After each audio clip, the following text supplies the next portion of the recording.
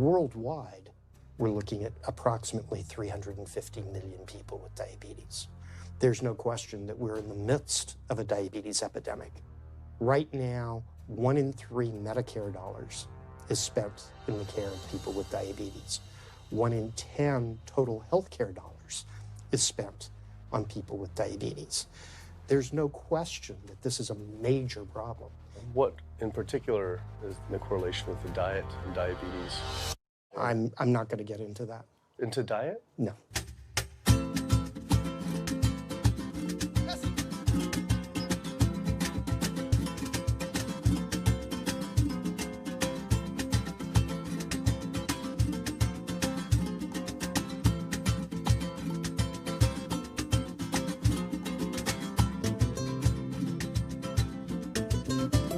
My name's Kip. I'm a filmmaker from San Francisco and I have a confession to make.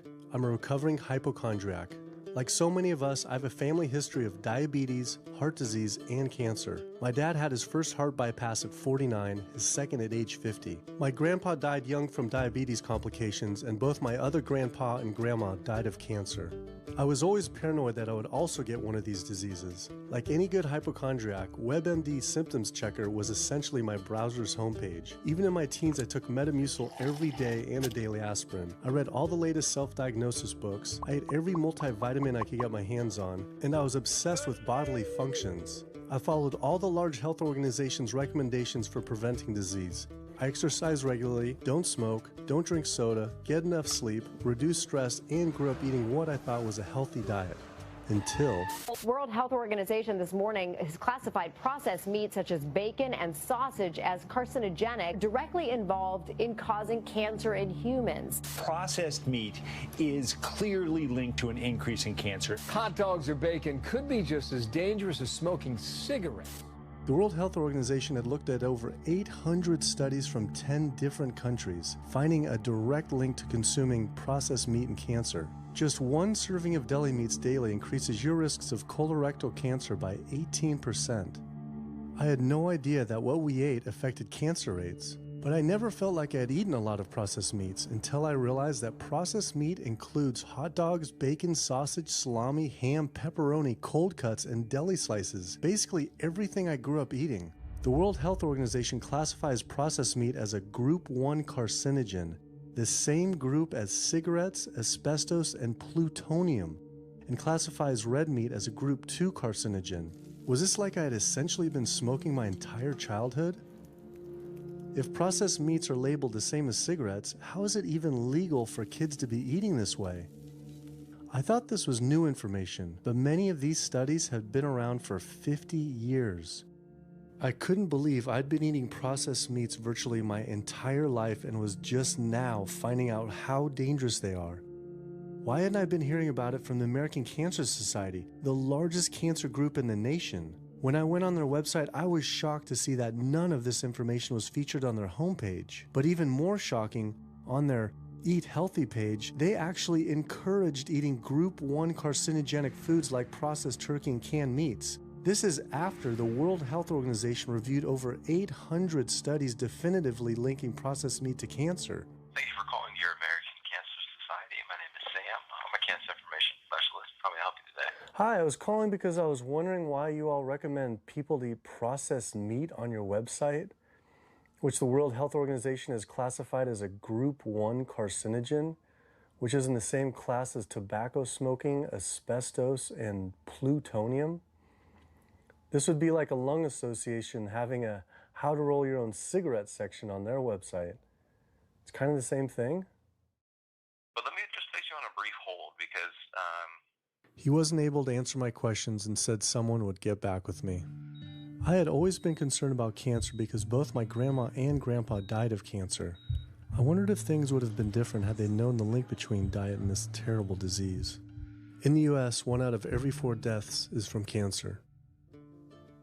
Oh, sweet. American Cancer Society rep confirmed an interview this week.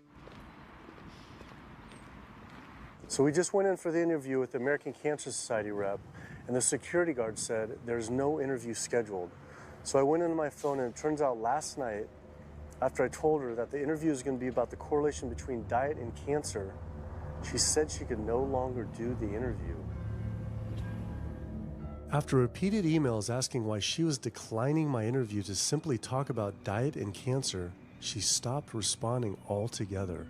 Why would an American Cancer Society rep not want to talk about this? I was, however, able to connect with a growing movement of doctors who are willing to talk about the link between the standard American diet and disease. And it goes beyond just cancer. I took my old trusty van, Super Blue, once again out on the road.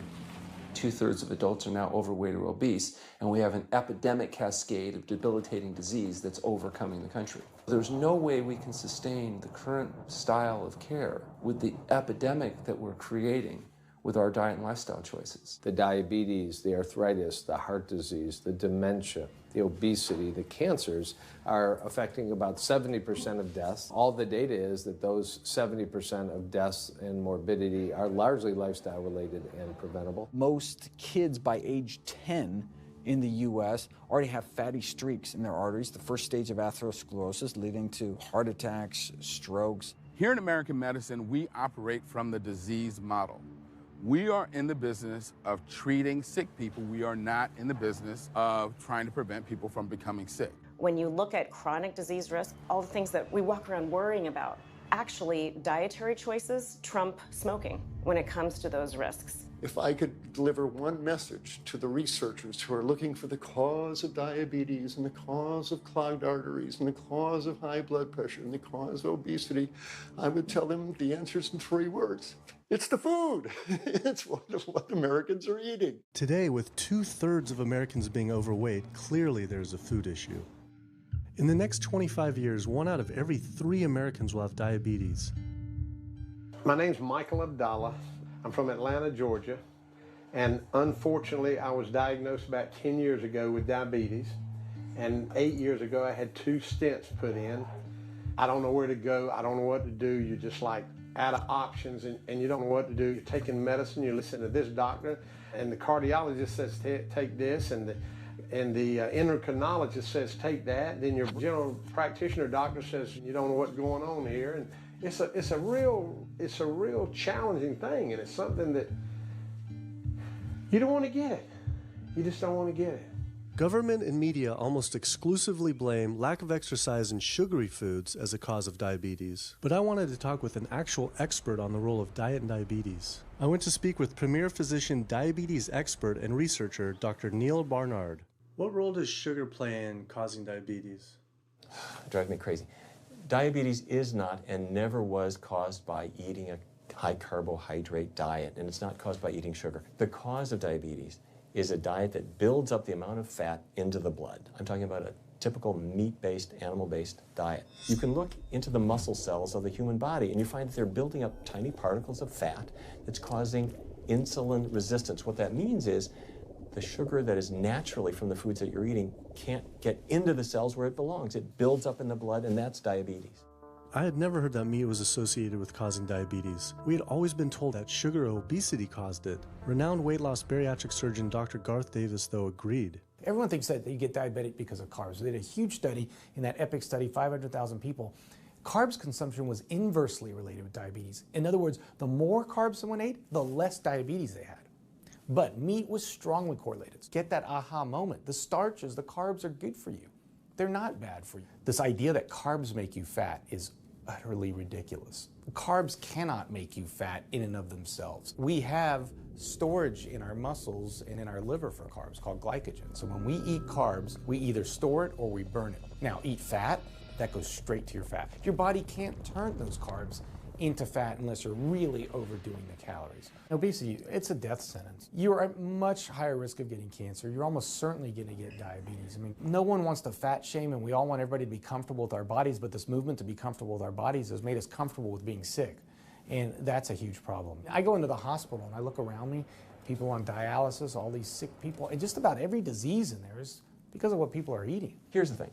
If I eat a sugary cookie, The sugar lures you in like the Trojan horse, but waiting inside that cookie is a huge load of butter or shortening, and that's what fattens you up, and that's the part that leads to the diabetes. It's the fatty foods, not really so much the sugar. It's not that sugar is good for you. There's no nutrients in it. It's excess calories. But when you eat sugar, you don't get inflammation right away. When you eat sugar, you're not getting plaques forming in your vessels. When you're eating sugar, your body's going to store most of it as glycogen or burn it as calories. And so this focus on sugar has taken all the focus off meat, dairy, eggs, pork, turkey, chicken. People need to understand, if their child gets diabetes, you've just taken 19 years off their lifespan. We're talking life and death. I realized there was so much more about diet and disease that I hadn't ever learned. It felt as if this information had been practically withheld. Processed meat causes cancer. Sugar doesn't cause diabetes. I had doubt about the claims these doctors were making, so I did some searching on my own. Harvard researchers looked at 9 prospective studies finding that just one serving of processed meat per day increased risk of developing diabetes by 51%. The link between eating meat and developing diabetes became undeniable. But when I went on the leading diabetes organization's website, the American Diabetes Association, not only did they not have this information front and center, they were featuring recipes for red and processed meat.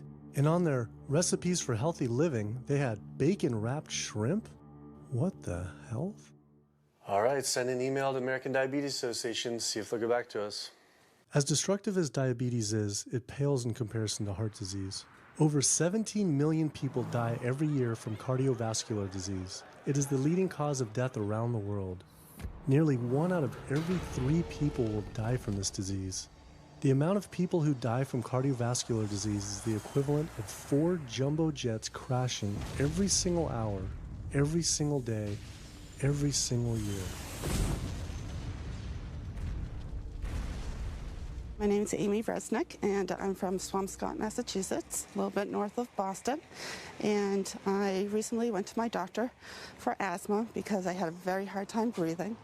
And while there, she did some blood work, and one of the tests was C-reactive protein, and on a scale there was a scale of 1 to 3, 1 being low for cardiac event, 3 being high for cardiac event, and my number was 10.82. What does that mean? That means I am on the road for a heart attack, and she said probably within the next 30 days. 30 days? 30 days, if I'm going the way I was going. I take this for my heart arrhythmia, take this for pain, oxycodone for pain, and lorazepam for stress, cyclobenzaprine for a muscle relaxer, also take Topamax and Prozac, and I also use a CPAP machine to help me breathe, and my asthma has been so bad this past year, I use it during the day as well to get some air. I am tired when I wake up, I'm tired during the day, I take a nap, I'm still tired, I can't breathe, and I know I need to make a change for my health, or else I'm not going to be here for my family. When we speak of heart disease, I would say the role of alcohol is pretty small. The role of sugar is very small too. Smoking is big, but the good news is that most people have quit or never did smoke. The problem with animal-based diet, its contribution to heart disease is huge and it is pervasive. All this expensive imaging, procedures, bypasses, medication, none of which has one solitary single thing to do with the causation of the illness. So you die of a completely benign foodborne illness that never had its causation treated.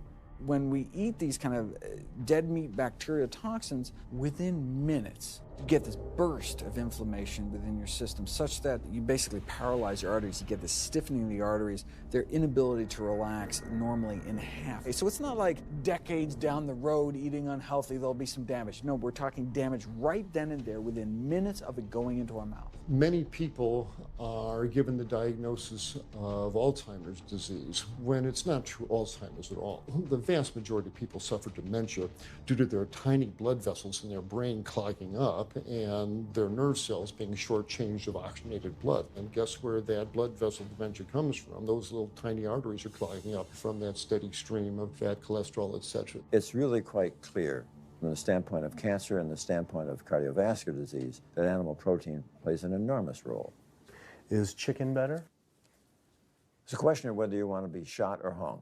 The flesh food that I would eliminate from the American diet would be poultry, would be turkey and chicken. A brilliant advertising campaign has convinced people that, oh, it's white meat, it's healthier. The leading source of sodium in the American diet for adult is chicken. It can be labeled all natural chicken, but be injected with this salt water, I think up to 800 milligrams of sodium. Heterocyclic amines are clear-cut carcinogens, and they can form in any kind of meat as it's heated, as it's cooked.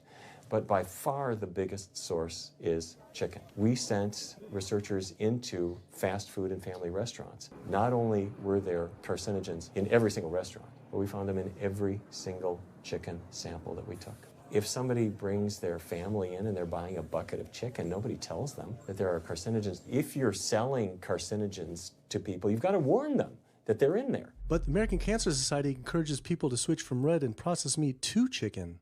Why would the American Cancer Society tell people to switch from eating one carcinogenic food to another when a Harvard University study showed that men with prostate cancer who eat large amounts of chicken increase their risk of the disease progressing 4 times? The number one dietary source in America of cholesterol is chicken because of the volume of chicken. You know, chicken's become grilled chicken and organic chicken. It's machismo, but it has nearly as much cholesterol per gram as red beef. So just on sheer volume, it's the number one source. Yeah, eggs being close behind.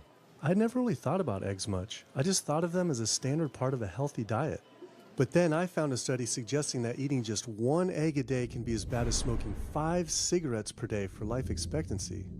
The yolk of a hen's egg is the most concentrated glom of saturated fat and cholesterol. It is made to run a baby chicken for 21 days with no outside energy. It is pure fat and cholesterol.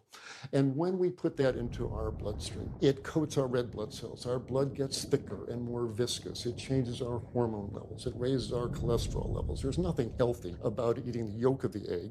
But I thought cholesterol and saturated fat wasn't an issue anymore.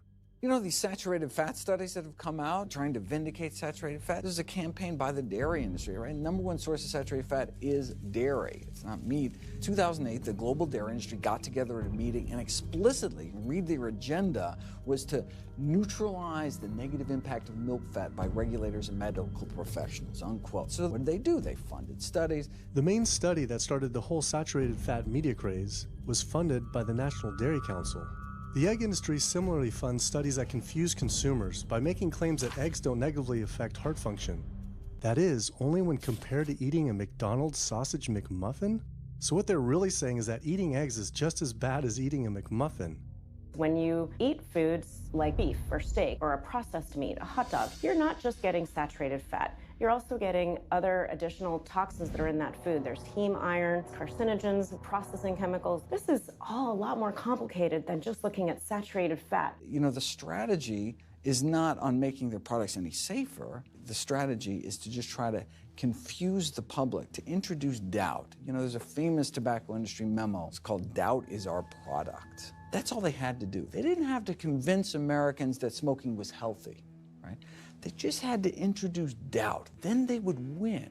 If there's just enough controversy, people kind of throw up their hands, I don't know what to eat. Confusion is their game. I really don't think people thought what they ate led to heart disease. They think, oh, it's genetic, my parents had it. And I don't think people really think that what they ate led to diabetes. I think, oh, my parents had it, I was going to get it. And certainly cancer, they don't think that way. People have bad lifestyles that they've inherited environmentally. They've been exposed to a certain way of eating and living that they've carried on into their adulthood, passed on to their children. That is why they go on to develop the same diseases that their parents and grandparents may have had before them. But it is not inevitable. Even if you have a genetic predisposition, doesn't mean it's going to necessarily manifest. And what determines whether it manifests or not may be those epigenetic variables, the things that you can control, the environmental factors, the dietary factors, the lifestyle factors. So we can actually change the expression of genes, tumor-suppressing genes, tumor-activating genes, by what we eat, what we put into our body. So, you know, even if you've been dealt a bad genetic deck, you can still reshuffle it with diet. I had always thought that I would develop heart disease at a young age because both my dad and grandpa had heart attacks. I was taught that they were genetic, but their heart attacks probably had less to do with genes and more to do with their diets high in meat. That's why when I went on the American Heart Association's Heart Healthy Recipes page, I could not believe they had an entire section on beef recipes. This was just like the American Cancer Society encouraging eating Group 1 carcinogens on their site. Meatloaf, pork loin, steak on your recipe list? Are you kidding me? It's like this menu is trying to give people heart attacks. At your website, we noticed Heart Healthy Recipes, and we were kind of bewildered by why there's a bunch of recipes on, a whole section on beef recipes, and there's also a section on egg recipes when there's such a strong link between beef, red meat, and heart disease. I honestly don't know because I don't do that, I guess. That's not what I do. Another organization rep that wasn't able to answer my questions, but he said that he'd have someone get in touch shortly. I was, however, able to talk to the president of the American College of Cardiology, Dr. Kim Williams. So the American College of Cardiology is a 47,000 member and growing organization with a dedicated mission to reduce heart disease and to improve patients' lives. And if you look at the incidence of hypertension and diabetes and mortality in men, they actually get reduced as you go higher and higher in terms of how much you restrict animal products. What about fish?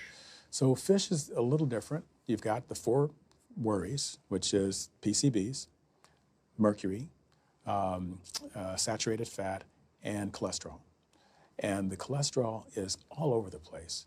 You can hit tuna in water, that'll be almost less than a glass of milk, to salmon or tilapia, which is higher than a pork chop. If you look objectively at fish, what you find is they've become essentially mercury sponges. And that's why in many parts of the country they warn you, don't have more than so many of these fish a week because it's getting too much mercury can kill you. Fish are eaten by bigger fish who are eaten by bigger fish, and these pesticides and herbicides bioaccumulate in the fish flesh. And these big fish, including the salmon, which people think is the healthiest fish, truth is the amount of pesticides and herbicides in the flesh of these fish are shocking, and they have estrogenic and cancer-promoting properties in them. They'll say, well, but don't sardines have less concentration of toxic waste product than other ones?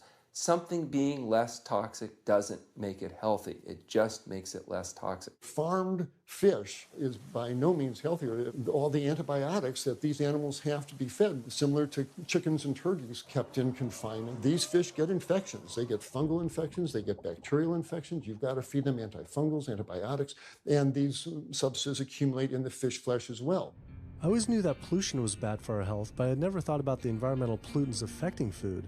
Dioxins, being the most toxic man-made chemicals known to science, cause all sorts of things. They cause endometriosis, they cause cancers, they cause endocrine disruption problems. Most of your exposure, 93% of it, comes from eating meat and dairy products because it climbs up in the food chain so effectively. So you can get exposed to living near these incinerators and breathing it, but it'll take you 14 years to breathe in as much dioxin as a cow will ingest by eating the grass in one day. And that dioxin will accumulate in its fat, which includes the milk and the meat, and anyone eating meat or dairy products is going to get that dose of dioxin, so it climbs up the food chain every step. Men have no way in their bodies to get rid of dioxins, but women have 2 ways. They're both involving having a baby.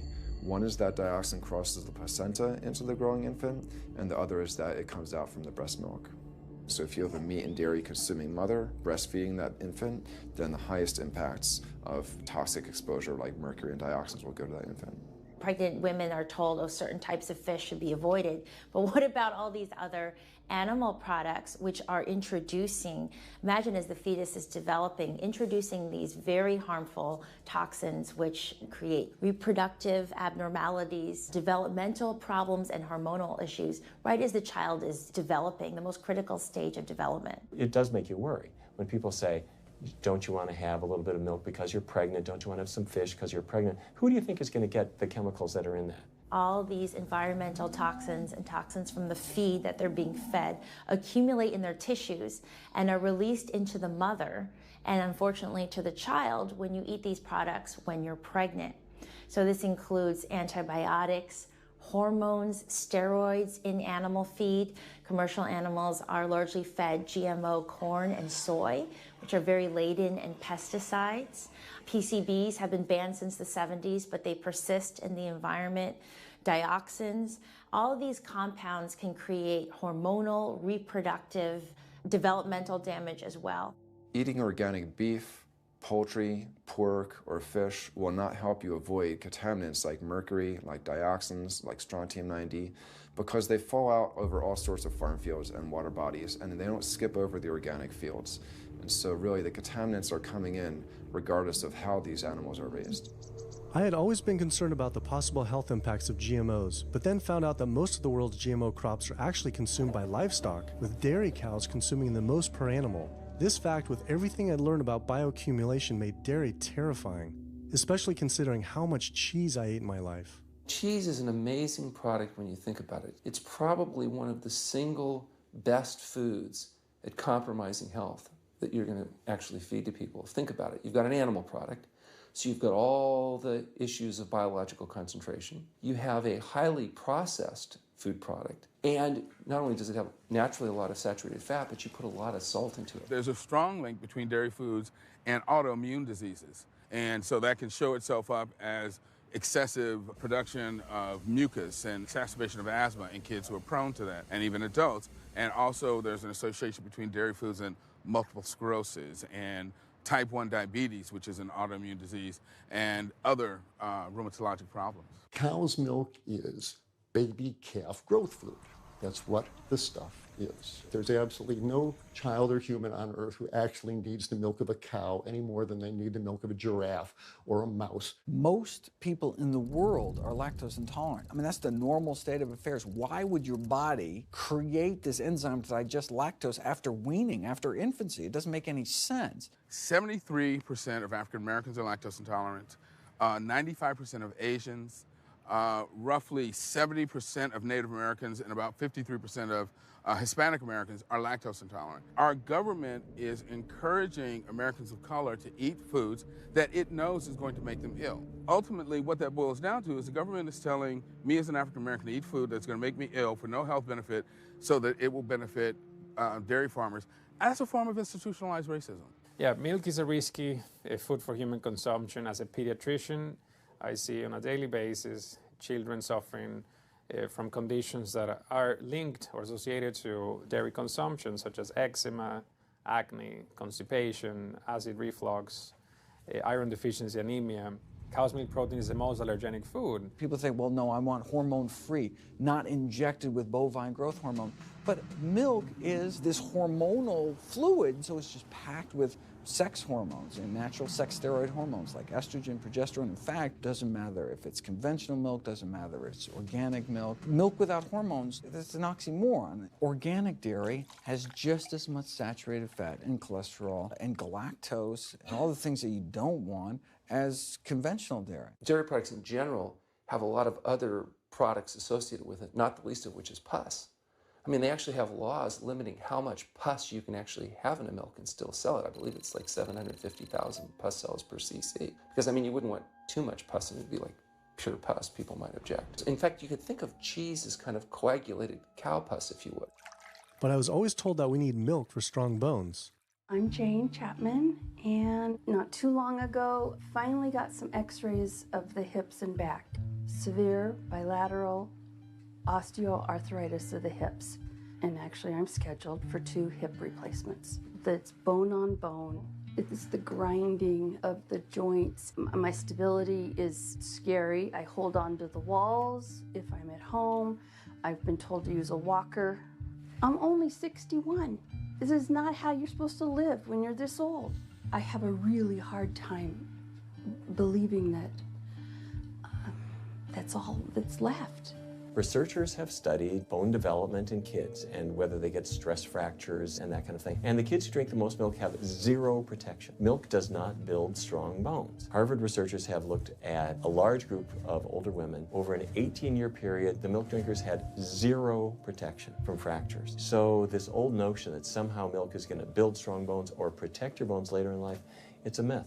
People that drink milk have higher rates of hip fractures, have more cancer, and live shorter lives. It turns out that countries with the highest dairy consumption also have the highest rates of osteoporosis, so clearly drinking more milk doesn't protect your bones. Doing more research, I found that dairy was linked to many different types of cancer as well. Just like many of us, I thought that the majority of cancer was due to genes, but only 5 to 10% of cancer is actually genetic. Any cancer is caused by a DNA mutation, but that's not enough. So that can cause that first cancer cell, but one cancer cell never killed anyone. 2 cancer cells never killed anyone. But 1 billion cancer cells, now we're running into problems. So we need to reduce the growth factors in our body, like IGF-1. Insulin-like growth factor 1 is this cancer-promoting growth hormone involved in every stage of cancer cell growth and spread and metastases. Any animal protein boosts the level of IGF-1. Dairy products increases your risk for various forms of cancer, especially those related to your hormones. So breast cancer, prostate cancer, ovarian cancer. So this is not a product, even in its most pure state, you want to be consuming because it does come with risk. I found out that dairy can increase a man's chance of getting prostate cancer by 34%. And for women who've had breast cancer, just 1 serving of whole dairy a day can increase their chance of dying from the disease 49%, and dying from anything 64%. Why weren't breast cancer sites like Susan G. Komen warning everyone about this? For calling Susan G. Komen, this is Jocelyn. How may I help you? So we're wondering why you don't have a huge warning about the dangers of consuming dairy on your website when there's a direct link to breast cancer.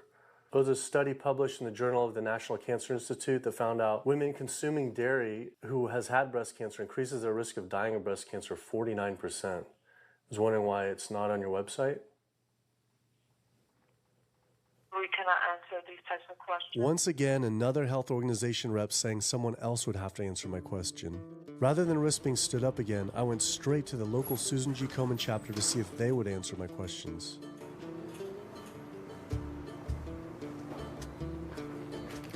They didn't want to answer my questions in person either, and told us to stop filming, but promised they would connect me to the national office directly. Susan G. Komen's Pink Ribbon campaign had done a lot to raise awareness for breast cancer, although it was confusing to see pink ribbons on dairy yogurt containers. Breast cancer can be prevented with a healthy diet and lifestyle, but we're not. We're talking about pink ribbons and putting all the money into research for the cure. I, for one, know that I would want my daughter, my mother, me, I want to focus on not getting to that point, and that's where I would like to see more energy and effort put. I had been a hardcore cheeseaholic virtually my entire life, despite the risks, but like so many others, I seem to have been addicted to it. It turns out that the casein protein, that's the main protein in dairy products, and particularly in cheese, it breaks apart in the human digestion to create what are called casomorphins, casein-derived morphine-like compounds that go to the brain, and they attach to the very same receptor that heroin attaches to. Don't get me wrong, they're not as strong as that, but they are strong enough to make you come back again and again and again, despite the fact that you're gaining weight, you're more unhealthy than you've ever been, but that cheese just calls out to people. Casomorphin may play a role in SIDS, and sudden infant death syndrome, may play a role in autism. This is one of the reasons why we don't want infants drinking milk from cows. Human breast milk has 2.7 grams of casein per liter, compared to 26 grams per liter for cow's milk. That's practically 10 times more. No wonder it's so addictive. This talk about addiction made me think about all the drugs animals are fed. I went to the headquarters of the Center for Food and Safety, the nation's leading FDA government watchdog group, to see how concerned we need to be about drugs in our food. So that we know of, there are at least 450 different drugs that are administered to animals, either alone or in combination. These drugs are given to animals for a variety of reasons, very, very few of which are actually beneficial to consumer health. We've got drug companies that work real hard to make sure they can sell lots of drugs to people raising cows, pigs, and chickens. The pharmaceutical industry sells 80% of all the antibiotics that it makes in the United States to animal agriculture. Antibiotic residues are found in meat, other antimicrobials are found in meat, there's been ractopamine found in meat, there's been hormones found in meat. So right there you're talking about 4 different drugs that could be, in the same piece of meat. The pharmaceutical company is supposed to show the safety of animal drugs. They're not really testing to see what the impacts of these drugs are on humans. They're really looking to see what the impacts of these drugs are on animals. When we try to get information on some of the health studies and the environmental studies, from federal agencies, we get back page after page of blacked out information because the company claimed confidential business information. Consumers have no idea what is in the products that they consume. So how sick something makes me and how bad it pollutes the environment is a secret for a company.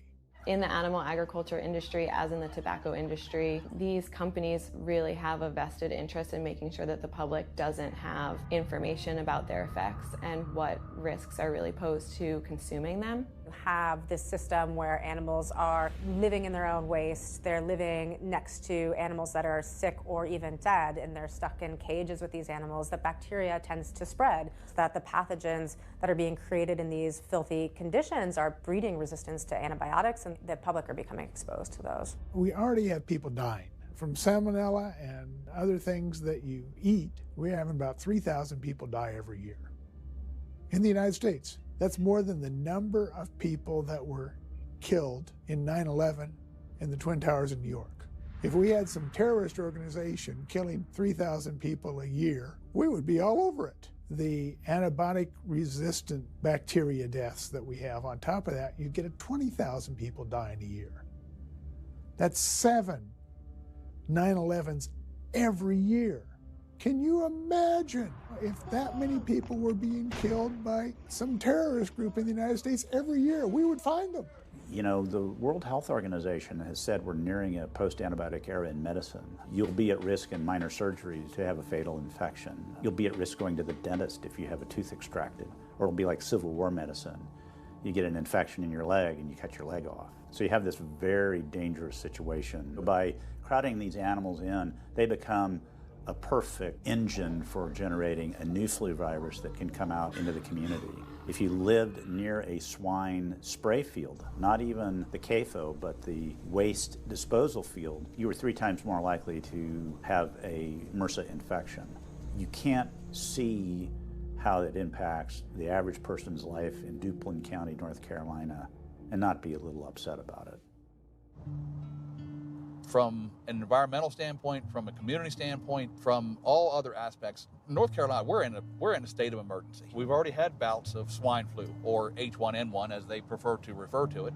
That particular swine flu incident was originated on a farm here in North Carolina.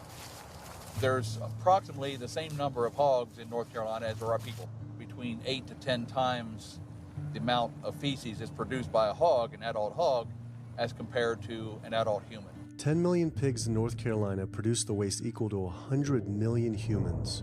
This is the equivalent of the entire U.S. Eastern Seaboard flushing their toilets into North Carolina, but there's no waste treatment. The pigs' waste falls through slats in the floors of the sheds they are forced to live in. It is then pumped into giant waste pits, which leach into rivers and streams, and is pumped out unfiltered onto fields, further polluting the environment and neighboring health. When you go back and you look at where these hog facilities are located, there's a disproportionate number of them that are located near communities of color, low-income communities. It is definitely a human rights issue. My sister, she have asthma, and you know, her brother, he have asthma. He's 3, and we don't know what she might have. I have asthma, I have sinus, I have sarcoidosis, that's the bacteria, and I have a pacemaker, which is 6 sinus syndrome.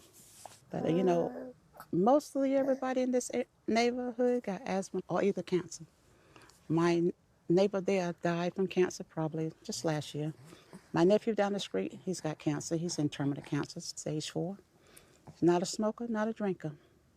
And it's not in his lungs. It's in his lymph nodes. Let's see, if you live here and saw the way they do, you wouldn't eat no pork. Well, I don't eat bacon because I know where it comes from. When they die, they go into a box and they decompose because they swell especially from heat. A truck come and pick them up, take them to the processing plant in Rose Hill, round them up into feed, and feed it back to the hogs. If I come out this door, if he's spraying there, it's gonna come in my face. It hit you right in the face. It smells like something that you have never smelled before. It smells worse than a dead body. It's the family graveyard. I have my grandmother out there, my sisters, my brothers. When we go to the funeral, he used to spray. During the funeral? During the funeral, yes. During the funeral. Yeah, he spray. And when the people come, everybody be closing their nose up, saying how it stink. They can want to have a cookout on Sunday, he'll spray. Do you think he does it on purpose? I think so, because he just sprays Sunday. He always sprays Sunday. And in most of these area, hog houses and turkey house is in the black area or the Hispanic area. It's either or. Do you think it's also a civil rights issue? Yes. Yes, I do. Yes, I do.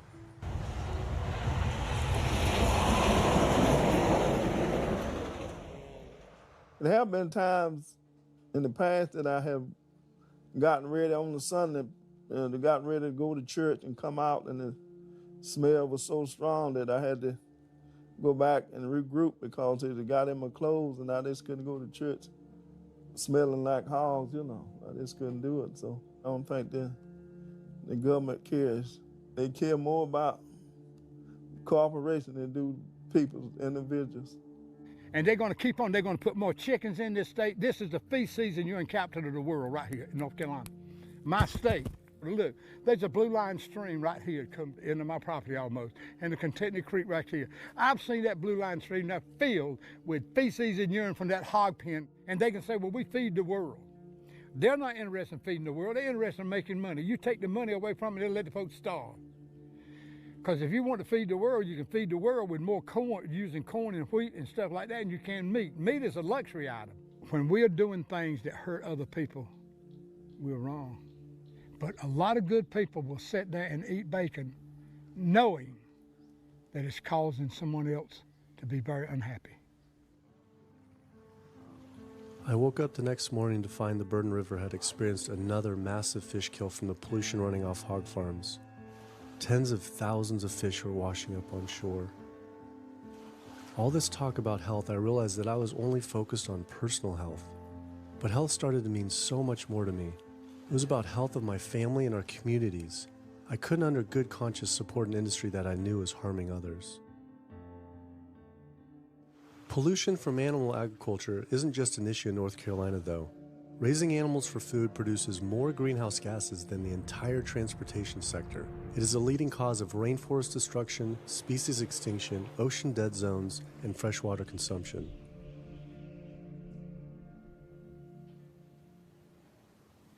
American Diabetes Association actually finally got back and they agreed to an interview.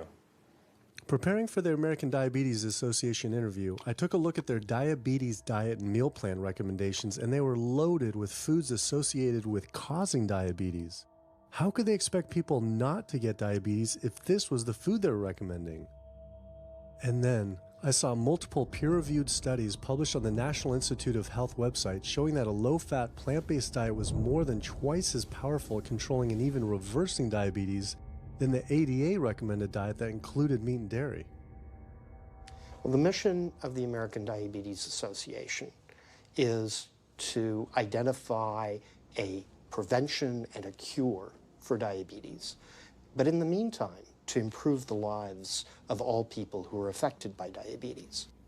And what's the best way to prevent this? For type 2 diabetes, it's unclear.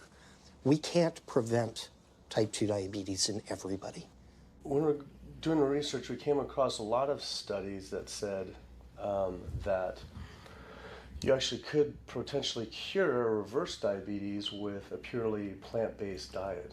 I don't believe there's sufficient evidence to demonstrate that. How does it compare to the ADA diet that you recommend? We don't recommend a specific diet. We recommend healthy eating. The one that's on the website. We recommend healthy eating. Do you have a whole list of exact day-to-day, the meal plan, the whole meal plan? All they are selections of foods to consider. We do not have a diabetes diet. But with that selections, that you consider that plan compared to a plant-based plan? No one's done that study. We found actually some studies, that a 74-week study found that low-fat vegan diet versus the ADA plan in type 2. I think we're done here. I'm not gonna get into an argument about. Oh no, I was just wondering the studies of if this is true or if it shows that. Any diet works. Any diet works if people follow it. But if it's a diet that's not the proper diet, like if anyone follows a diet that they eat I can't tell you what a proper diet is. I can tell you what an improper diet is. So then we can talk about the good diets. I'm not sure why. I'm not going to get into that. Into diet? No. Why not? If that's where you want to go with this, I'm sorry, I'm not the person that you should be talking to. And why is that, though? If that's what you want to get into, I'm not the person you need to be talking to. Who do we talk to about diet? You can talk to anybody you want.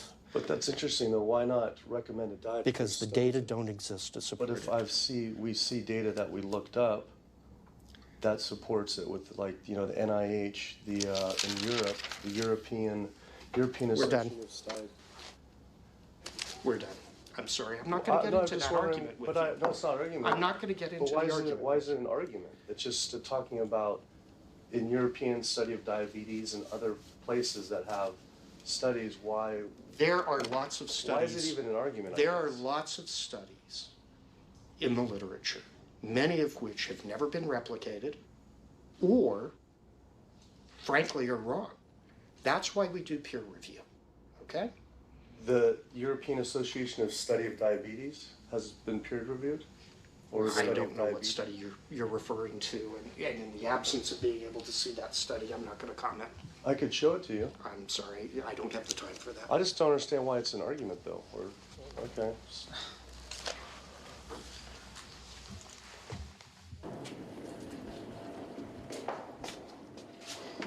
That was interesting. What he wanted to talk about was people living longer with diabetes. But once you mention eliminating diabetes or prevention, oh, whoa, now you cross the line. Prevention and cure, whoa, let's not go there. Not only did Dr. Ratner, the chief medical officer of the American Diabetes Association, not want to talk about diet, but the fact that he had such an emotional reaction to my question made it feel I was digging into something that he didn't want uncovered.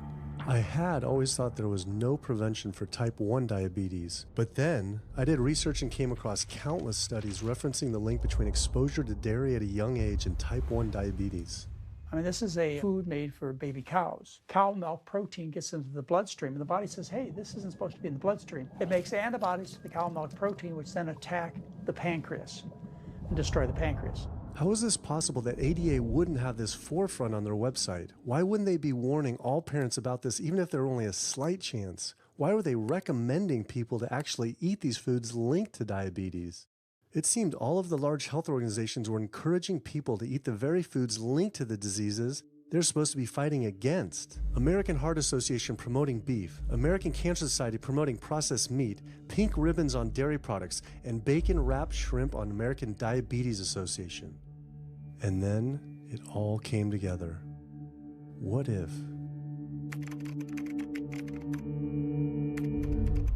And there it was. The American Diabetes Association was taking money from Dannon, one of the world's largest dairy yogurt producers, Kraft Foods, makers of Velveeta processed cheese, Oscar Mayer processed meats, Lunchables processed kids meals, and Bumblebee Foods, makers of processed canned meats. American Cancer Society was taking money from Tyson, one of the world's largest meat producers, and Yum Brand, owner of Pizza Hut, KFC, and Taco Bell. Susan G. Komen was supposed to be fighting breast cancer, was corporate partnering with KFC, Dietz Watson Processed Meats, and Yoplait Yogurt. And the American Heart Association was probably the most disturbing of all, taking hundreds of thousands of dollars from the beef industry, poultry, and dairy producers, and millions from fast food and processed food manufacturers. Every single one of these organizations was taking money from meat and dairy companies that are associated with the causes of these diseases. This would be like the American Lung Association taking money from the tobacco industry. I was sick of not getting answers, so I went to the headquarters of these organizations myself. We have to speak to someone in person. There's millions of people dying from the foods that they're recommending people to eat. I wanted to find out why Susan G. Komen had accepted $35 million from Yoplait when their products can increase a woman's chance of dying from breast cancer 49%. And ask American Cancer Society if taking money from KFC and Tyson was the reason they promote eating meat.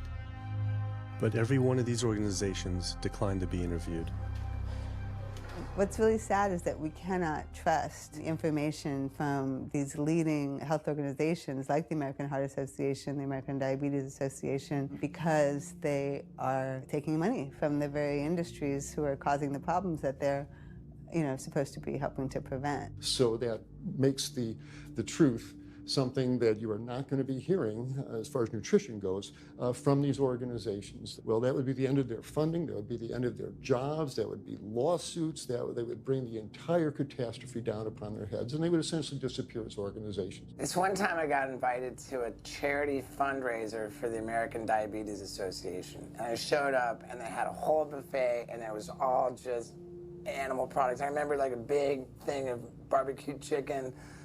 And I was like, I stormed out. I said, like, serving chicken at a diabetes event is like serving alcohol at an AA meeting. It just doesn't make sense.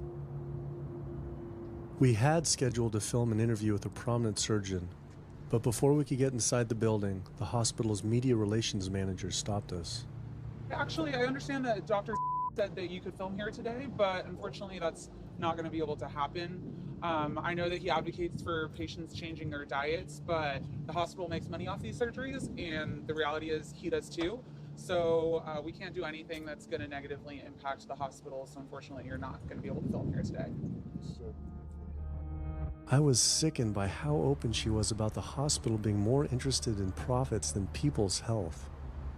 But it wasn't just this hospital or these organizations. Even the U.S. government is involved too. Every 5 years, the U.S. Department of Agriculture creates dietary guidelines for Americans. The committee who writes these guidelines has been made up of individuals who have received money from McDonald's, the National Dairy Council, the American Meat Institute, the National Dairy Board, the National Livestock and Meat Board, the American Egg Board, Dannon, candy and sugar companies, Coca-Cola, and Anheuser, just to name a few, which means we are getting our dietary recommendations from the very industries that are killing us. And when the USDA, makes a pyramid or a power plate every 5 years for the American public, they're going to guarantee that on that plate are going to be foods which, when consumed, will result in millions of Americans perishing. The USDA, which is supposed to be protecting us, has two missions. It's supposed to protect us, and it's supposed to protect the producer. And guess what? When those two come head to head, they usually choose the producer. In internal documents uncovered by Dr. Greger, the USDA admitted that eggs cannot legally be called nutritious, low-fat, part of a balanced diet, low-calorie, healthful, healthy, can't say it's good for you, or even safe. Yet they still promote these products to the American people through federal checkoff programs. If you ask somebody if they've heard of the checkoff program, the odds are they haven't, although daily they are seeing the messaging that these programs produce. So checkoff programs are responsible for the messages that we see on TV, on the internet, on bus billboards and magazines that say things like, milk, it does a body good, or milk life, beef, it's what's for dinner, pork, be inspired, the incredible edible egg.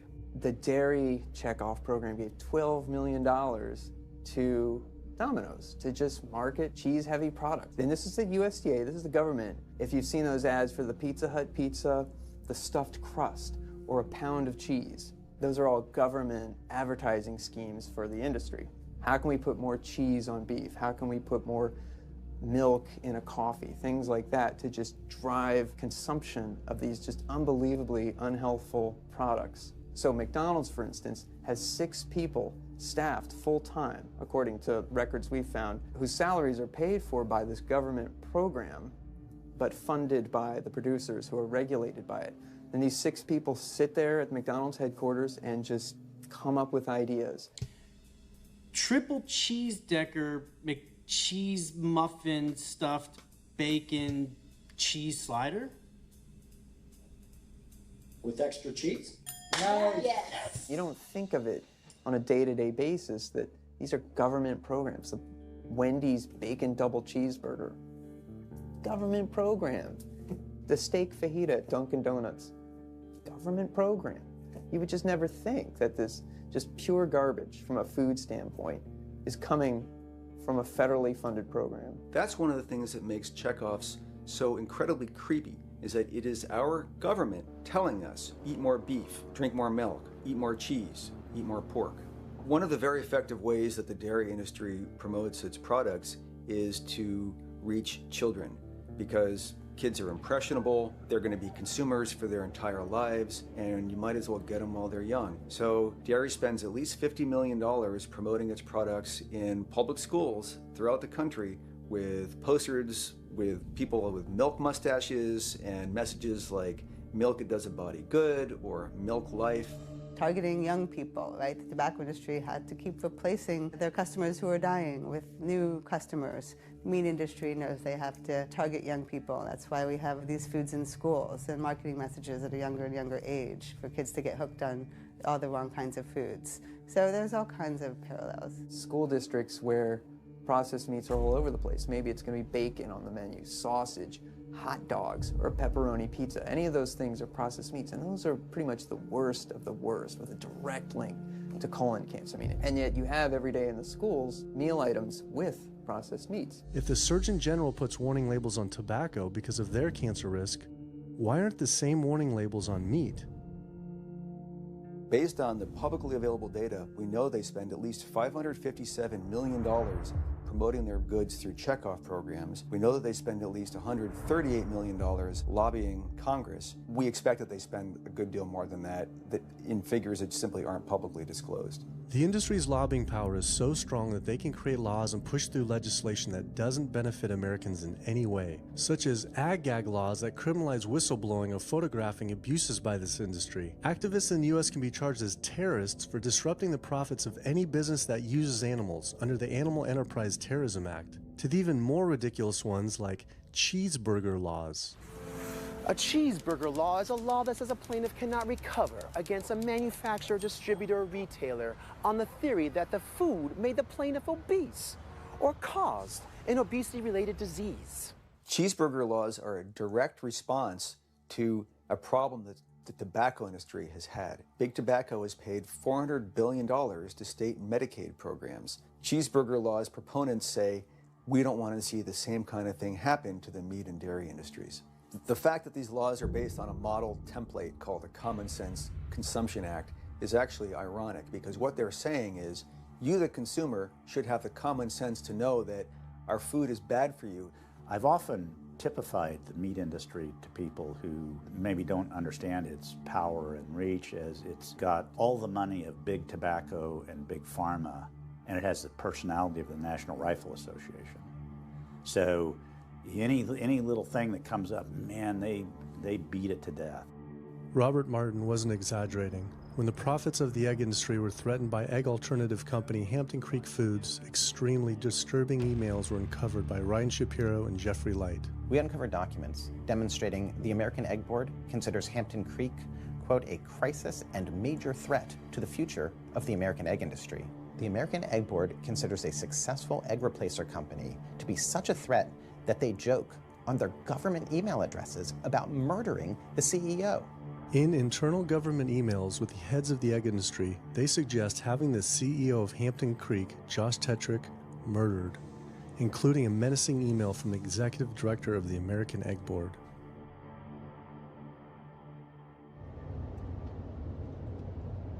The meat producers don't have to pay for the heart disease or the environmental destruction or any of the other externalities, as economists call them, that their products cause. You know, then there's the whole pharmaceutical aspect of it, and the fact that there's a very strong pharmaceutical industry and lobby that has a huge stake in preserving the status quo. And these chronic diseases, these are the cash cows of the pharmaceutical industry. You have a $5 billion stent industry. Do they ever want to see that go away? We've got a $35 billion statin drug industry. Do they ever want to see that go away? I'm talking about the pharmaceutical industry effectively controls what doctors are told. Most research isn't put into prevention, it's put into the medication that we might use for that particular disease.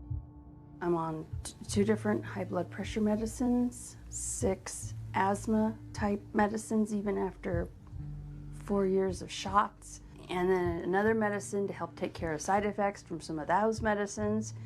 I'm on high-level antidepressants, a couple of different pain meds for my back and hips.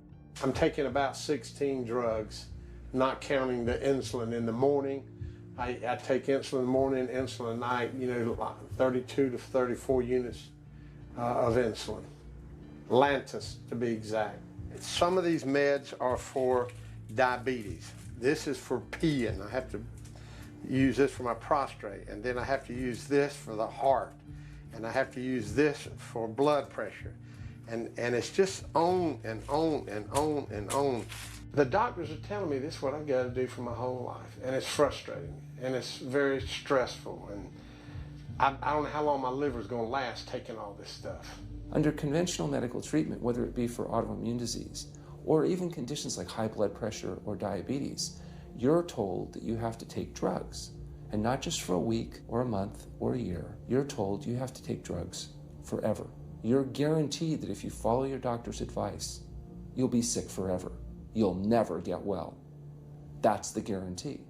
Because the strategies are all about manipulating the symptoms, not dealing with the underlying cause. You come in with that diagnosis, you get a bunch of pills that have nothing to do with the disease causation, or you get these procedures that have nothing to do with disease causation. It's a deception to say this pill will help you unclog your arteries, this one will save you from a stroke. No, it doesn't. The people who take the statins, etc., they still get their heart attacks, they still get their strokes. This is not reverse disease. This does not make plaques smaller. This is a fraud of massive proportions.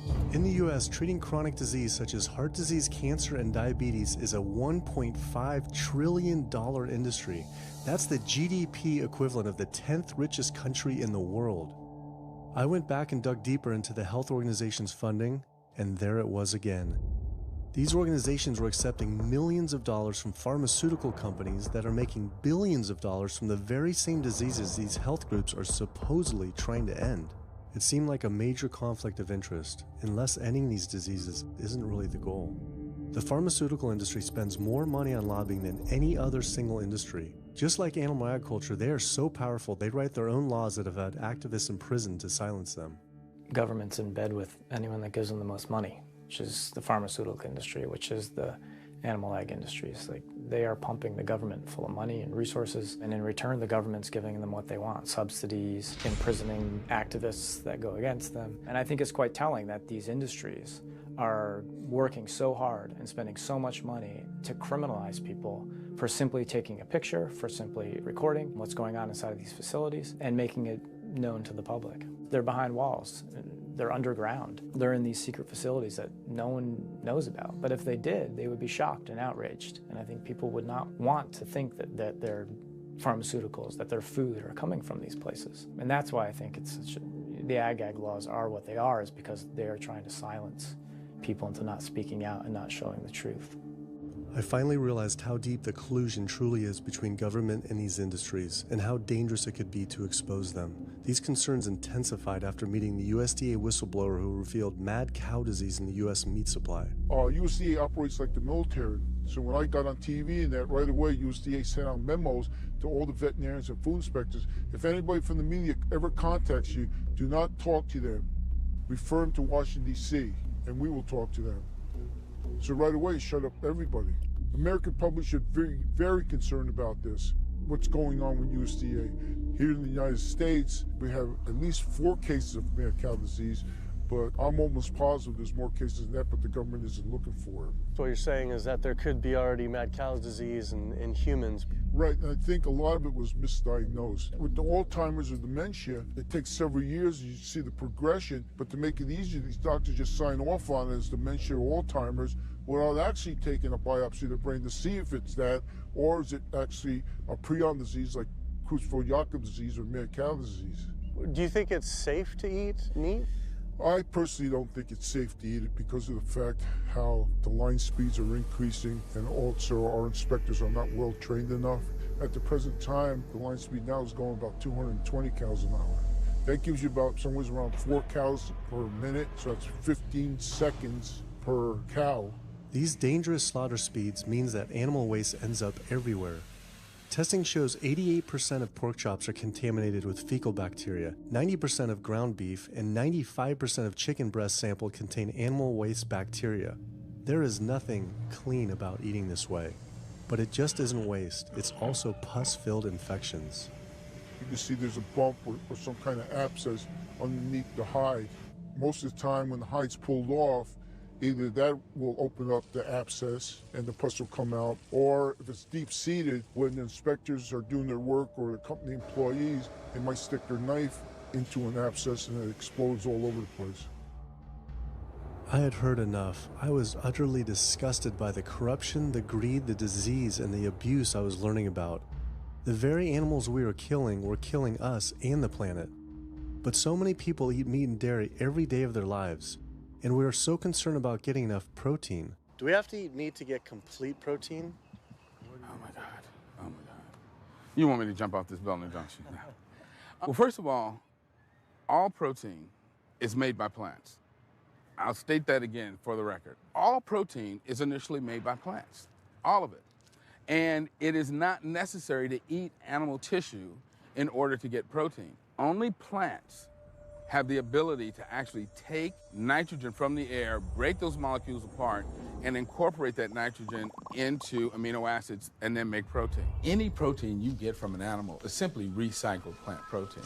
If you ate a diet that was calorically adequate, and even things like brown rice and broccoli, and you got enough of it, you'd get enough both quantity and quality of protein. 2,000 calories of brown rice and broccoli is going to be about 80 grams of protein a day, including the essential amino acids that you need in order to maintain optimum health. I mean, grains are loaded with protein. Beans are loaded with protein. Vegetables are loaded with protein. You really want to get your protein from plants because plant proteins have a much more beneficial effect on our physiology. The funny thing about protein is most Americans get about twice the amount they need. Most Americans get less than half the amount of fiber they need. But the conversation tends to always be about protein. So in my mind, it's just this magical marketing campaign that protein has taken on over the decades. The question is not where do you get your protein, it's where do you get your fiber? I have never in my professional career seen a protein deficiency. I've never seen someone come in eating normal amounts of calories and they're protein deficient. You just don't see that. So human milk has the lowest protein content ever in any species ever tested. I mean, that's the fluid that's been designed by evolution over millions of years. And so it's like the perfect food for human babies, right? Perfect food, lowest protein content any other mammal. And so it gives a sense of kind of protein requirements for anything. So then rat milk, ape milk, donkey milk, any milk has ever been tested. And you hear this a lot in bodybuilders. They're like, well, I need, chicken, or I need fish to be, to be strong, to build muscle tissue. That is utter nonsense. The largest, strongest terrestrial animals on the planet are all herbivores. The biggest, strongest animals are all herbivores. When we bring in people and they're on meaty diets and we transition them to a plant-based diet, we always track what they're eating. Their vitamin intake goes up. Their nutrition overall goes up, dramatically better. And these same people might worry in advance, will I get the nutrition that I need on a plant-based diet? The fact is, you're not getting the nutrition you need on a meat-based diet, and you're going to get dramatically better nutrition on a plant-based diet. For an average-sized guy like myself, I need about 56 grams of protein a day. That's optimum. Probably I really need 30 to 40 grams a day. Diets that are really high in these protein create diabetes, create heart disease, create cancer, create the diseases that I'm treating on a daily basis. But this is the opposite of what all the high-protein diet fads say. The food you eat determines the bacteria that live in your gut. Well, you eat animal flesh every day. You are summoning up bacteria that eat carnitine, and those bacteria will turn that carnitine into a molecule called trimethylamine. Your liver then turns that into trimethylamine oxide. That's a molecule from hell. That molecule drives cholesterol into the artery walls, and the people who are consuming this flesh-based diet are contributing to plaque building up. They may lose weight on this diet, and that's good, but what's happening inside your arteries, paleo friends? What's happening is that plaque is building up, and these are the folks who drop dead at the gym at 39. Boy, he was lean and he looked really good. But where is that cholesterol going? It's going into your artery walls. So I believe these paleo folks are setting themselves up for an epidemic of clogged arteries, colon cancers, autoimmune diseases. This is not a healthy diet. We are not carnivorous apes. Humans' closest living relatives are chimps, who get 97% of their calories from plants and the remaining 3% mostly from insects. Comparing the anatomy of true omnivores like bears, who eat both meat and plants, to frugivores like primates, who eat almost exclusively plants, the differences are pretty clear. Frugivore teeth have flat molars for chewing plants, where omnivore teeth are serrated for stabbing and tearing flesh. Frugivore jaws can move forward and back and side to side. Omnivore jaws cannot. Omnivores have much stronger stomach acid for digesting meat compared to less acidic stomach acid of frugivores. The intestines of frugivores is 9 times their body length compared to 3 times for omnivores. This is because meat will putrefy in the gut unless it is moved through quickly. If humans were indeed true omnivores, we would need to change our physiology and appearance quite a lot. But we fit every requirement of a frugivore. We may behave like omnivores, but anatomically, we're frugivores. Human beings, unlike bears and raccoons, and to some extent dogs, don't have that mixed anatomy and physiology that you see in the true omnivores, and thus we are not true omnivores. In humans, the canines have become really small and rounded and actually function like accessory incisors. They're utterly useless for ripping and tearing anything other than an envelope. So the idea that the mere presence of the canine somehow means that we're supposed to eat meat is silly. He was right. I always thought my canines were for meat, but what kind of animal could I actually kill and eat raw with these tiny teeth? The thought alone was disgusting. I mean, everybody loves a smoothie made with fruit and even some vegetables, but if you think about putting a fish or a piece of beef in a blender and grinding it up, the thought is absolutely repulsive. All these diseases I had learned about were from eating a diet our body wasn't designed for. What would happen if we started eating a diet our body actually was designed for? The data is crystal clear that you can stop and reverse heart disease with plant-based diets, scientifically shown. I've seen it in my own patients. People who adopt low-fat plant-based diets can actually reverse their heart disease, and that literally means watching the plaque start to go away, something they didn't think could happen. My experience with patients is, and those studies show, that when people adopt a fully plant-based diet, their cholesterol levels plummet within a few days. And if you do blood tests in a couple of weeks, you'll see dramatic improvements. Yes, your numbers are going to look great within a week or two. Your cholesterol can come crashing down. In fact, if you're on medications, your doctor may have to pull off your blood pressure medication so your blood pressure don't drop too low because it can work too good. Like that, the side effect is not having to take drugs. In a groundbreaking study published by Dr. Esselstyn following patients suffering from cardiovascular disease, 99.4% were able to avoid major cardiac events by going plant-based. Because it's not just heart disease. It's hypertension, it's diabetes, it's strokes, it's heart attacks, it's several of the autoimmune diseases, lupus, asthma, GERD, osteoporosis. I mean, there's a multitude of diseases, even rheumatoid arthritis. It can be so dramatic. When you see these poor souls with just absolutely crippled with rheumatoid arthritis go plant-based, then they come off their medication. I wanted to follow up with Jane Chapman, who had been suffering from severe osteoarthritis, and I could not believe what I saw after only a few weeks of fasting and changing her diet. So they're so amazing. See, like this only a few weeks later. I know. From going from the walker, needing wheelchair assistance at the airport, to strolling down the street, enjoying the fresh air, the sunshine. 2 weeks. It's all it took, 2 weeks to get off all the meds and start to feel the inflammation just kind of drain out of the body, where the movement was much easier. Just a lot of healing occurred very, very rapidly just by doing the right things for your body. When you're treating diseases with drugs, you know, there's one drug you take for cholesterol, a different class of drugs you take for high blood pressure, different class of drugs you take for diabetes. But with diet, a plant-based diet affects all these diseases, one diet to kind of rule them all. The impacts of eating this way go far beyond ourselves. By getting rid of heart disease alone, we would save up to $48 trillion in the USA, 3 times the US GDP. Conditions like high blood pressure, you don't have to take the drugs the rest of your life and be sick forever.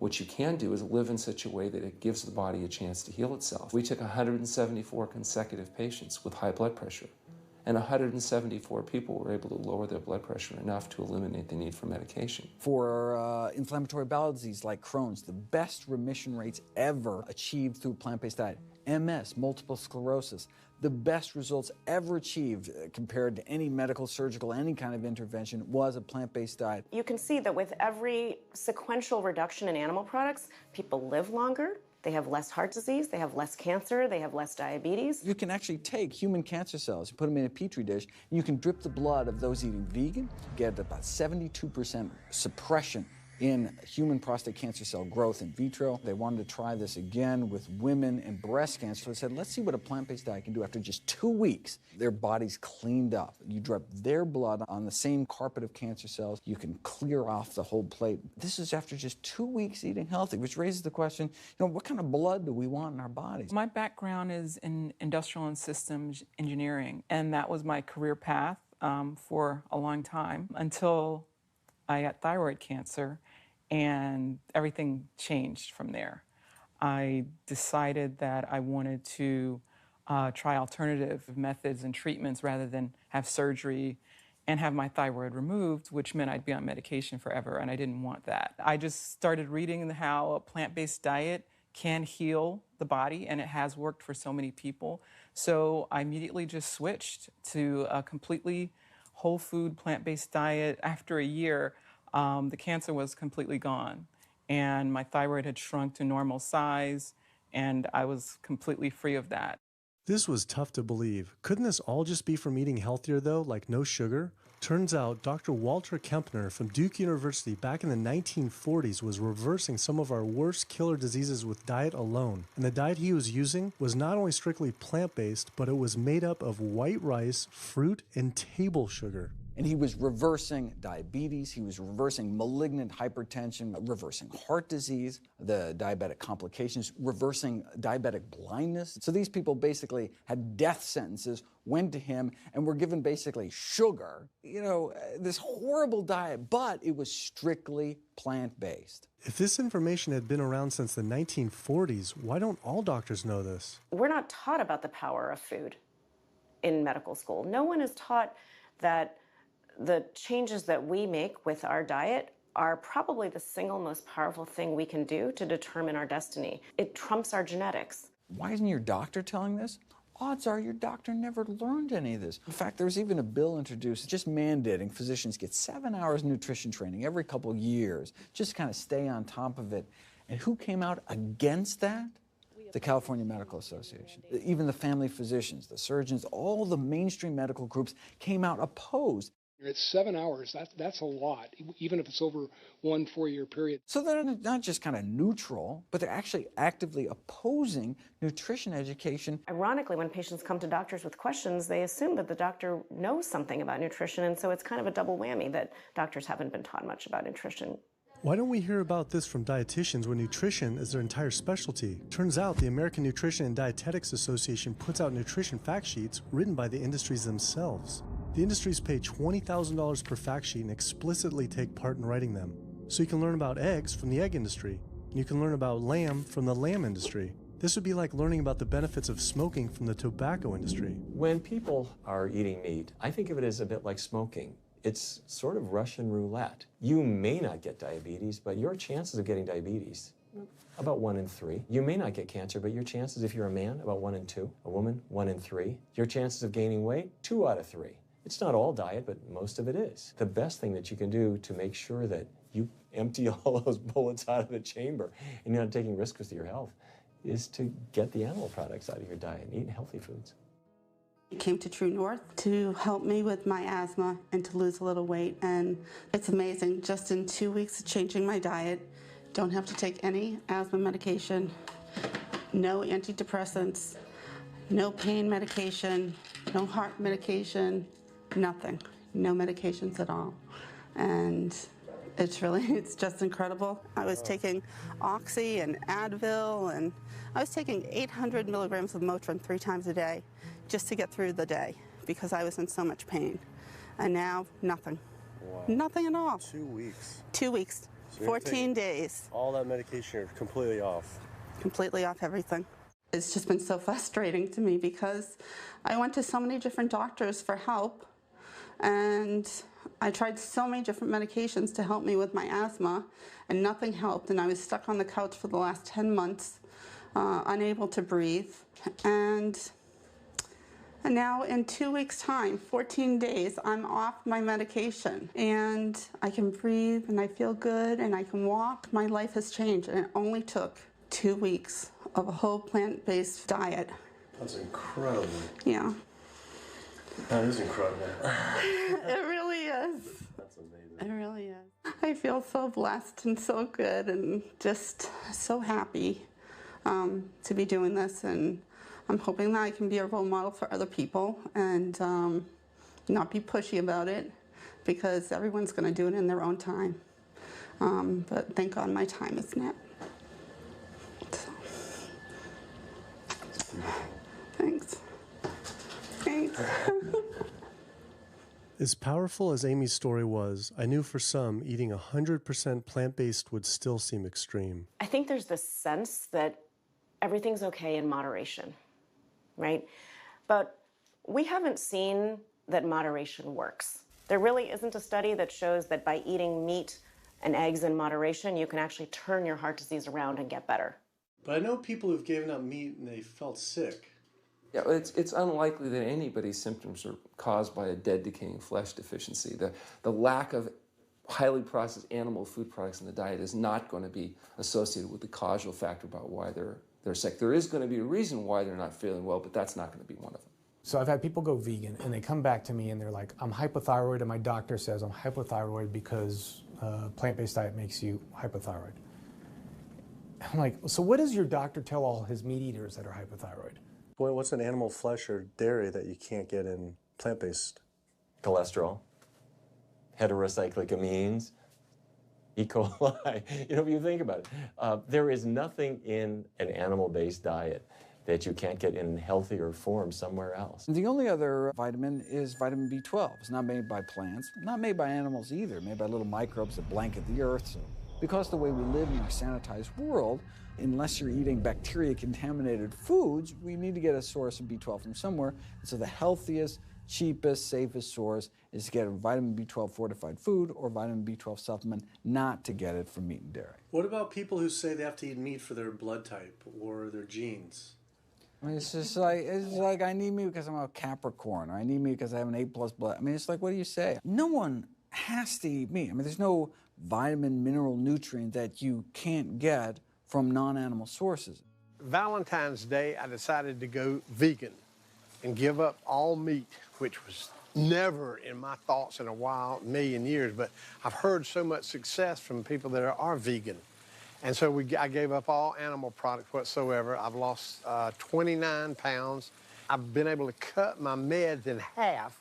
I've been able to cut my insulin in half. And now I'm going for the moon. I'm going to cut it all out. In the last 6 weeks, we've just had 3 grandchildren.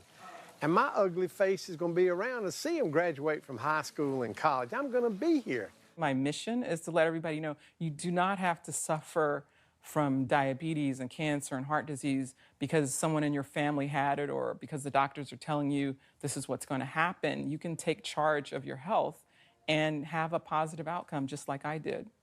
The reason I'm so committed to this is, my grandmother had diabetes and I didn't know what I know now about healing the body. And if I did, I feel like she could have lived at least a few years longer. And so it's in her honor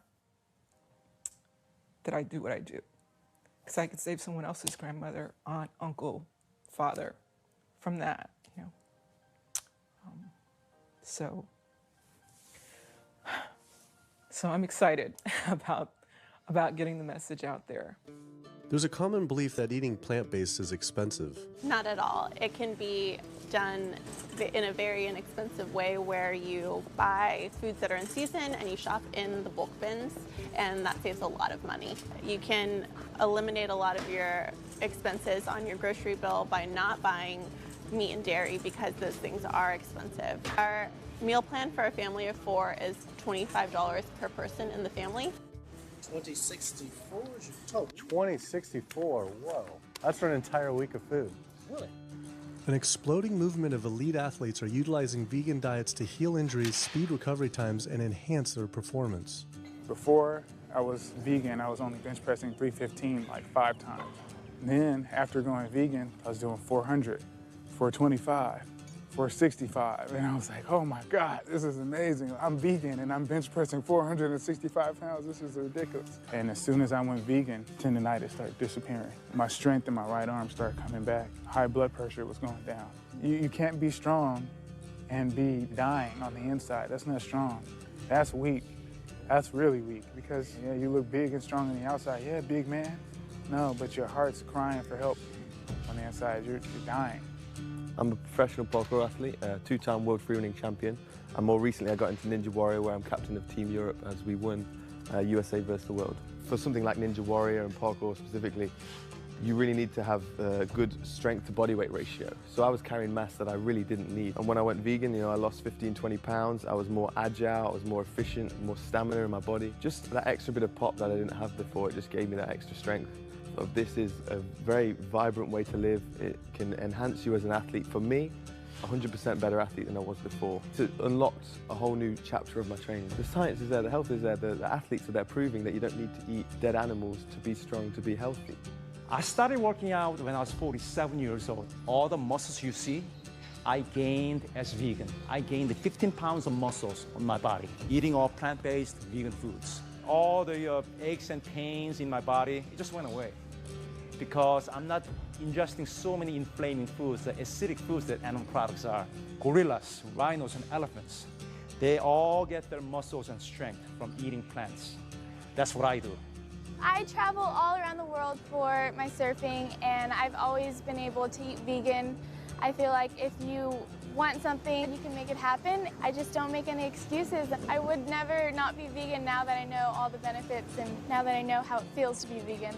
Every aspect of my life has been improved by adopting this lifestyle. I feel better, I perform better athletically, I sleep better, my energy with my kids is better, my focus at work is better, everything is better. My skin cleared up, kept myself trim for 9 years now doing this. All I can tell you is that I felt and I continue to feel better than I ever felt before. My friend Jason Lester and I were the first people to do this challenge called Epic 5, which entailed doing 5 Ironmans on 5 Hawaiian islands in under a week. An Ironman is a 2.4-mile swim followed by a 112-mile bike and then running a marathon, 26.2 miles after that. So we did 5 of those in a row on 5 different islands in a little under a week. Yeah. You almost die? Yeah. Where'd Did you you die? So I guess the famous question, where did you get your protein in there? From plants. Like so many people, I was looking for excuses not to change my diet. But once I finally did, I felt liberated. Within days, I could feel the blood running through my veins with a new vitality. Within weeks, I felt a transformation throughout my entire body and mind. Not only could I survive on a purely plant-based vegan diet, I could thrive. I felt amazing. I competed in my first marathon in 6 years, training half the amount and beat my personal record by 23 minutes. Less than a month later, I did my first full Ironman. Although I could possibly get away with eating a little bit of meat and dairy without ill effects to my personal health, I could no longer willingly support an industry I knew was causing so much suffering to communities, families, and all life on the planet. A whole new world opened up. I felt whole again, connected to a greater sense of what true health is, and where true health doesn't end with me, but begins with us. If people adopted a plant-based diet, the changes we would see in our individual health, in our national health situation, and in this physical environmental world we live in would be so profound. I mean, today, you can say, I'm not going to eat that stuff anymore. It's one thing that I can do myself personally to make a difference. It will give you a greater sense of well-being and happiness when you know that, one, you're not destroying your health every time you sit down to eat, you're not promoting cruelty, and you're not damaging the earth. I don't want my gains to be at the detriment of the planet of other things. And yet, I'm not weaker, I'm stronger. That's the beauty of it. When you're altruistic, when you make choices for the greater good of others, it comes around, benefits me as well. It benefits us all. Studies show that we can not only survive, but we can thrive. I just feel this is a great way to live, not harming other beings when we can be healthy and happier. I love it. It's a great life. I never thought that I could feel this good at this age, and I just want everybody to feel this way. I feel like a 20-year-old. I'm almost 50. Nothing tastes as good as healthy feels, basically. And so the choices that we make every single day, day in and day out, around our food, has the capacity to bring us true health and optimal wellness, not just individually, but collectively, as a species and for our planet. We're not going to live forever, but while we are alive, we can live well. And for me as a doctor, that's what I want to see. Where there's a will, there is a way. And I believe that.